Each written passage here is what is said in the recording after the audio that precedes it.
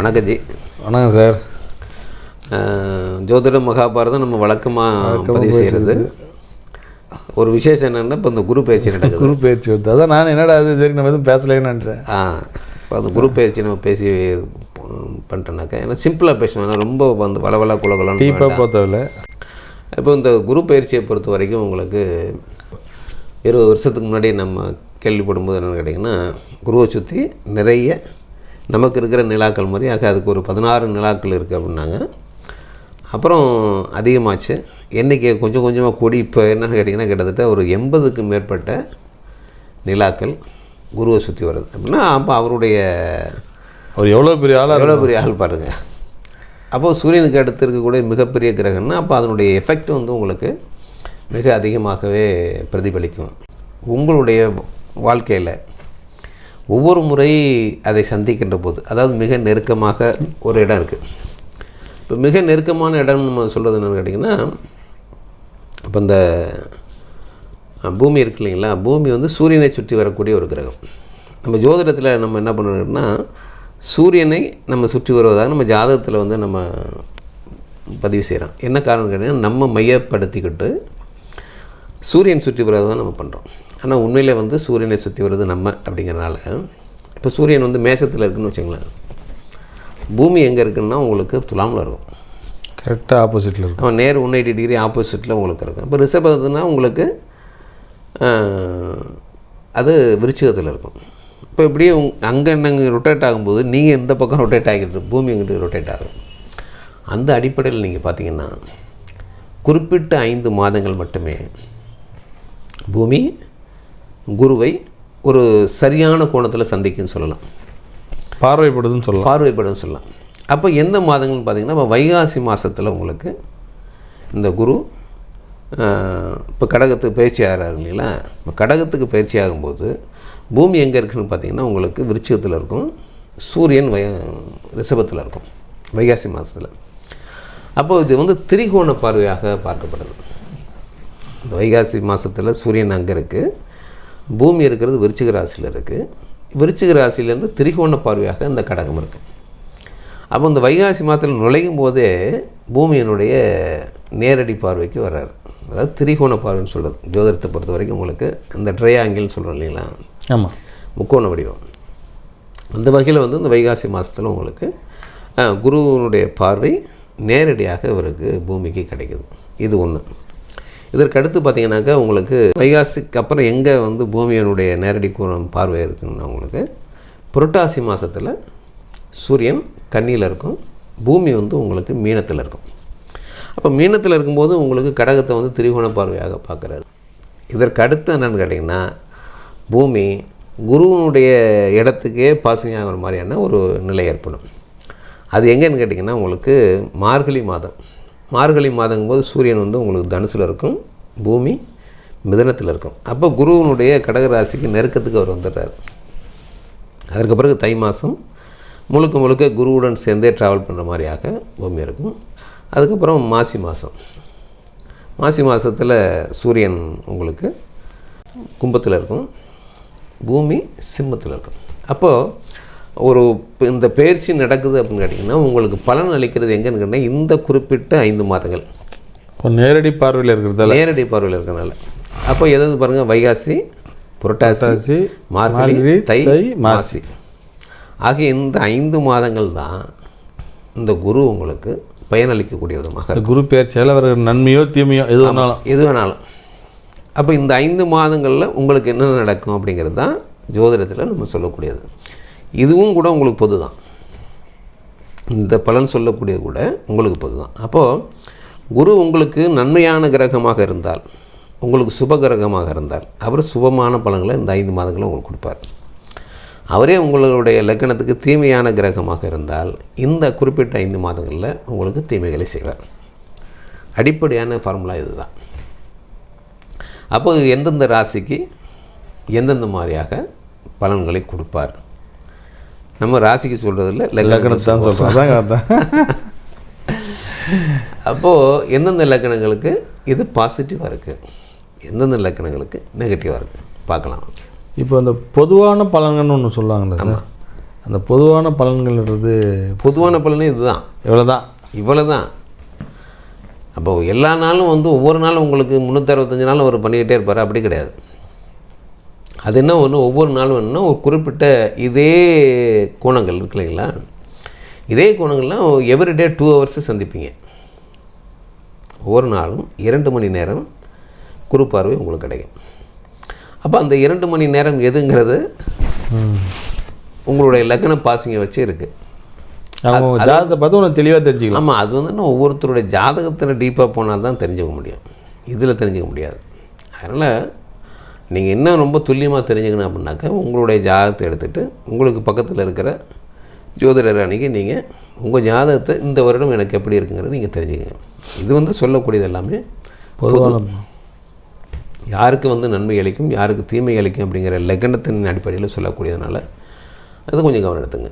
எப்படி இருக்குது சிம்மத்துக்கு? சிம்மத்துக்கு கொஞ்சம் சிரமந்தான். குரு பயிற்சி 11ஆம் இடத்துல இருந்தார் இது வரைக்கும், 12ஆம் இடத்துக்கு வர்றாரு. ஆனால் என்னன்னு கேட்டிங்கன்னா ஒரு சுப விரயங்களுக்கான காலமாக இருக்குது. ஏன்னா 4ஆம் இடத்தை பார்க்குறாரு, சிம்மத்தினுடைய 4ஆம் இடத்தை பார்க்குறாரு, 6ஆம் இடத்தை பார்க்குறாரு, அப்புறம் 8ஆம் இடத்தை பார்க்குறாரு. அந்த 3 இடமும் வந்து என்னென்னா, ஒன்று வந்து நோயிலிருந்து விடுதலை இருந்தாங்கன்னா எதிரிகள் மூலமாக நன்மை அடையக்கூடிய விதமாக இருக்குது. சிம்மத்துக்கு வந்து குரு ஒரு யோகாதிபதியாக இருந்தாலும் கூட சந்தோஷமான விரை செலவுகளை கொடுக்கக்கூடிய விதமாக அமைகிறார். அப்போ 4ஆம் இடங்கிற வீடு நில வாகன யோகம் வந்துருச்சுங்களா உங்களுக்கு. அதுக்கப்புறம் வந்து 6ஆம் இடத்தை பார்க்குறாரு, நோய்கள்லேருந்து விடுதலை பெறக்கூடிய விதமாக இருக்குது.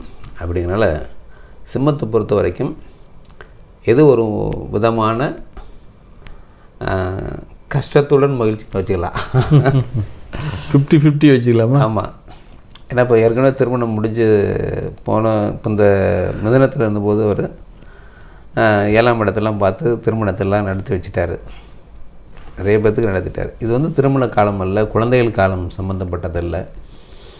ஆனால் இப்போ நம்ம சொல்கிற மாதிரியாக அந்த எந்த குறிப்பிட்ட இடங்களை 4ஆம் இடத்தை பார்க்குறனால வீடு நில வாகன யோகத்தை கொடுக்குறேன். திருப்பி அதே சொல்ல வேறு ஒன்றும் ப்ளஸ்ஸு சொல்கிறதுக்கான வாய்ப்புகள் ரொம்ப குறைவு. ஆனாலும் ஒரு குரு வந்து ஒரு யோகாதிபதி 8ஆம் இடத்தால் 12 வரணும்னா எதிர்பாராத செலவுகள்னு இப்படி சொல்லலாம். ஏற்கனவே 8ஆம் இடத்துல சனி உட்காந்துருக்கிறாரு. இப்போ வாகனத்துக்கான செலவுகள் செய்யலாம். வீடை செப்பனிடுறவங்க இந்த காலத்தில் நீங்கள் நல்ல விதமாக யூஸ் பண்ணிக்கலாம். நல்ல விதமாக அதையும் குறிப்பிட்ட 5 மாதங்களில் சொல்லணுமா, எந்தெந்த மாதங்கன்னா இப்போ புரட்டாசி மாதங்கள், மார்கழி, தை மாசி, வைகாசி, இந்த 5 மாதங்களில் நீங்கள் இந்த மாதிரியான விஷயங்களை செய்து கொள்ளலாம். இப்போ இது எந்த மாதம் பிறந்தவங்களுக்கு இது கரெக்டாக பிறந்தோம் சார்? இது மாசி மாதத்தில் பிறந்தவங்க.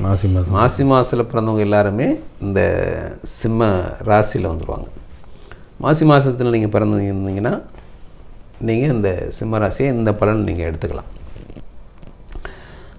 கல்விங்கிறத பொறுத்த வரைக்கும் என்னென்னா உங்களுக்கு நீங்கள் அதான் கேட்பீங்க, அடுத்தது அதுதானே, அதான் கேட்பீங்க, நானே சொல்கிறேன். கல்விங்கிறது உங்களுக்கு அனுபவ கல்வி தான் பெரும்பாலும் பிடிக்கும். எந்த விஷயத்தையும் அவங்க அனுபவ ரீதியாகவே ஒத்துக்குவாங்க. அப்போ படிக்கிறவங்களுக்கு வந்து அந்த சப்ஜெக்ட் இன்ட்ரெஸ்டிங்காக இருந்ததுனாக்க படிப்பாங்க, நல்லா படிப்பாங்க. இன்ட்ரெஸ்ட் இல்லைன்னா படிக்க மாட்டாங்க, ஏனோ தானோ இருப்பாங்க. ஆனால் நல்ல நிர்வாகத்திறமை உடையவங்க, ரோசம் உள்ளவங்க, சுயகவனம் அதிகமாக இருக்கும். அப்படினால இந்த பயிற்சியை பொறுத்த வரைக்கும் இவங்களுக்குள்ள கல்வி சிறப்பை கொடுக்கக்கூடியதில்லை. நீங்கள் கொஞ்சம் சிரமப்பட்டு தான் படிக்கிறவங்களாக இருந்தீங்கன்னாக்கா கொஞ்சம் முயற்சிகள் அதிகமாக எடுக்கணும். அசால்ட்டாக இருக்கக்கூடாது. அசால்ட்டாக இருந்தீங்கன்னாக்கா காலேஜ் படிக்கிறவங்களுக்கு அரியர்ஸ் வைக்கிற மாதிரி ஆகிடும். இப்போ 10th 11th 12th அந்த மாதிரி போகிறவங்களாம் கொஞ்சம் கவனம் அதிகமாக எடுத்து படிங்க, இல்லைன்னா மார்க்கில் வந்து உங்களுக்கு குறைவு ஏற்படுறதுக்கான வாய்ப்பாகிடும். அதில் அந்த படிப்பில் கொஞ்சம் கவனம் செலுத்துங்க. ஆமாம். இப்போ தொழில் வேலையில் எப்படி சார் இருக்காங்க? வேலைங்கிறது இப்போ 7ஆம் இடத்துல ராகு இருக்குது. எதிர்தாரருடன் இவங்களுக்கு பிரச்சனைகள் தரக்கூடிய விதமாக இருக்கும். குரு பார்வை இது வரைக்கும் இருந்தது, இப்போ கிடையாது. அப்படிங்கும்போது என்னென்னா உங்களுக்கு இப்போ வாழ்க்கை துணையுடன் பிரச்சனைகளுக்கான வாய்ப்பும் இது இருக்குது. தொழில் ரீதியாக பார்ட்னர்ஷிப் நீங்கள் வச்சுட்டிங்கன்னா அவங்களுடன் பிரச்சனைகள் ஏற்படும் விதமாக இருக்கும். ஆகையினால் நீங்கள் என்ன பண்ணணும், ஒரு சட்ட ரீதியாக ஒரு விஷயங்கள் நீங்கள் பண்ணிக்கணும். தொழில் ரீதியாக பார்ட்னர் வச்சுருந்தீங்கன்னாக்க சட்ட ரீதியாக நீங்கள் சில விஷயங்களை நீங்கள் பண்ணிக்கணும். ஏன்னா இல்லீகலாக போயிடும். அதே மாதிரியாக வாழ்க்கை துணையுடன் உங்களுக்கு பிணக்குகள் இருந்தால் ரொம்ப பொறுமையாக நீங்கள் கையாளணும். ஏன்னா விவாகரத்துக்கு போய் நிற்கிறதுக்கான வாய்ப்பு வந்து பெரும்பாலும் சிம்ம லக்னம் வந்து விவாகரத்து ஏற்படாது. 90% எனக்கு தெரிஞ்சு சிம்ம லக்னம்லாம் விவாகரத்து ஆனதே கிடையாது. ஏன்னா அவங்கள எப்படி கையாளுங்கிற நிர்வாக திறமை உடையவங்க, எந்த பெண்ணாக இருந்தாலும் எப்படி நிர்வாகம் பண்ணுங்கிறது தெரிஞ்சவங்க. ஆனாலும் அதையும் மீறி சிலருக்கு பிணக்குகள் ஏற்படலாம். 100 பேருக்கு விவாகரத்துன்னு அந்த சுச்சுவேஷனுக்கு போகலாம். 1 வருடம் நீங்கள் சமாளிங்க. அதுவும் குறிப்பிட்ட அந்த 5 மாதங்கள் இருக்குது பாருங்கள், புரட்டாசி, வைகாசி, மார்கழி, தை, மாசி, வைகாசி. இந்த குறிப்பிட்ட இந்த 5 மாதங்கள் மட்டும் கொஞ்சம் கவனமாக நீங்கள் இருங்க. கவனம் செலுத்துங்க, பொறுமையாக இருந்தீங்கன்னா அந்த வாழ்க்கை துணைகிட்ட உங்களுக்கு திருமண சம்பந்தமான விஷயங்களில் பிணக்கம் இல்லாமல் இருக்கும். இப்போ திருமணம் பொறுத்த வரைக்கும் எந்த பிரச்சனை தான் உங்களுக்கு இருக்குது? ஆமாம், ஏன்னா 7ல் ராகு இருக்கு இல்லையா, ராகு இருக்கிறதால ராகு வந்து ஒரு பிரிவினை ஏற்படுத்துகிற மாதிரியான வரும். லக்னத்தில் கேது இருக்குது, பெருமை ஏற்படுத்தும், ஒரு எதுலேயுமே இன்ட்ரெஸ்ட் இல்லாத ஒரு நிலையை ஏற்படுத்தும். அதனால் கொஞ்சம், ஏன்னா கற்பனை திறன் அதிகமாக போகும். கேதெல்லாம் உங்களுக்கு கற்பனை திறனை அதிகமாக கொடுக்கக்கூடியது. 7ல் ராகு இருக்கிறது. இப்போ புதிய திருமணம் ஆனவங்களுக்கெல்லாம் கொஞ்சம் சிரமத்தை கொடுத்துரும் இல்லைங்களா, அதனால் கொஞ்சம் கவனமாக நீங்கள் இருங்க. ஆமாம், இப்போ குழந்தை பாக்கியமாக அப்படி தான் இருக்கும்னு நினைக்கிறேன். குழந்தை பாக்கியம் அடுத்த வருஷம்தான். குரு பயிற்சியை பொறுத்த வரைக்கும் சொல்கிறேன். இப்போ உங்கள் ஜாதகத்தில் வந்து அது உங்களுடைய ஜாதகத்தில் ரொம்ப வலிமையாக இருந்தது, தசாபுத்தியில் வந்து குழந்தை பாக்கம் தரக்கூடிய விதமாக இருந்தது அப்படின்னு கேட்டிங்கன்னா, நான் சொல்லக்கூடிய அந்த மார்கழி மாதம் இருக்கு இல்லைங்களா, இந்த மார்கழி மாதத்தில் கன்சீவ் ஆகிறதுக்கான வாய்ப்புகள் உண்டு. மார்கழி மாதம் மட்டும், மற்ற மாதங்களை விட மார்கழி மாதத்தில் குழந்தை பிறக்கக்கூடிய விதமாகவும் சிலருக்கு அமையலாம். குழந்தை பாக்கியம் அப்படி இருக்குது. வேறு உடல்நிலை ஆரோக்கியம் அது கொஞ்சம் கவனம் வேணுங்க. என்ன காரணம்னு கேட்டிங்கன்னா, உங்களுக்கு இவங்களை பொறுத்த வரைக்கும் மருத்துவம் அவ்வளோ சீக்கிரம் எடுத்துக்க மாட்டாங்க. மேக்ஸிமம் இன்ஜெக்ஷன் கூட போடுறது விரும்ப மாட்டாங்க. கை வைத்தியம்னு சொல்கிறாங்க இல்லைங்களா, அவங்களுக்கு அவங்களே வைத்தியம் பார்த்துக்கிறாள். கடைசி பட்சம் முடியாத பட்சத்தில் போய் தான் ஆஸ்பத்திரியில் படுக்கிறாள். அப்போ இவங்க என்னென்னா இந்த ஆரோக்கியத்தில் இப்போ வந்து இந்த ஆரோக்கியம்லாம் சீராகக்கூடிய காலமாக இருக்குது. ஏதாவது உங்களுக்கு நெடுநாள் பிரச்சனை இருந்ததுன்னா அதை இந்த வருடத்தில் நீங்கள் தீர்த்துக்கலாம். ஆரோக்கியத்தை சரி பண்ணிக்கக்கூடிய விதமாக இந்த குரு பார்வை உங்களுடைய 6ஆம் இடத்தை பார்க்குறாரு. ஆமாம், எதிரிகளாக இருந்தாலும் எதிரிகளும் உங்களுக்கு வீழ்ச்சி அடையக்கூடிய விதமாக, எதிரிகளால் அடையக்கூடிய தொல்லைகளிலிருந்து நீங்கள் நீங்குவீங்க. ஆரோக்கியம் வந்து பெஸ்ட்டு தான். ஏன்னா பொதுவாக இவங்க ஆரோக்கியத்தில் ஒரு கவனம் செலுத்தக்கூடியவங்க தான். எப்படி கவனம் செலுத்துவாங்கன்னா, ரொம்ப ஆடம்பரமான மருத்துவத்தை விரும்ப மாட்டாங்க, எளிமையான மருத்துவத்தை விரும்புகிறவங்க. நாட்டு மருந்தை சாப்பிட்றதுக்கு விரும்புவாங்க. தனக்குத்தானே கட்டுக்கோப்புகளை வைத்து கொள்ளக்கூடியவங்க தான். ஆரோக்கியத்தில் ஒன்றும் பிரச்சனை இல்லை, சிறப்புடையவங்க தான். அதாவது என்ன, இந்த குரு பயிற்சியை பொறுத்த வரைக்கும் இவங்களுக்கு சுமார் தான் சொல்லலாம், ரொம்ப பெருசாக சொல்லிட முடியாது. என்ன ப்ளஸ்ஸுங்கிறத சொல்கிறேன். நீங்கள் சுப செலவாக பண்ணிக்கோங்க, வீடு கட்டுங்க, வாகனம் வாங்குங்க, எந்த விதத்துலையா கொஞ்சம் கடனாளி ஆகிக்கங்க. இல்லைன்னா வேறு விதமாக உங்களுக்கு செலவுகள் வரும். கொஞ்சம் கவனம் சிம்மத்தை பொறுத்தவரைக்கும் கொஞ்சம் கவனமாக இருக்குது நல்லது. கவனமாக இருக்க நல்லது. மற்றபடியெல்லாம் உங்களுடைய ஜாதகத்தை பொறுத்து தான் நீங்கள் பார்த்துக்கிட்டிங்கன்னா இன்னும் கொஞ்சம் நல்லாயிருக்கும்.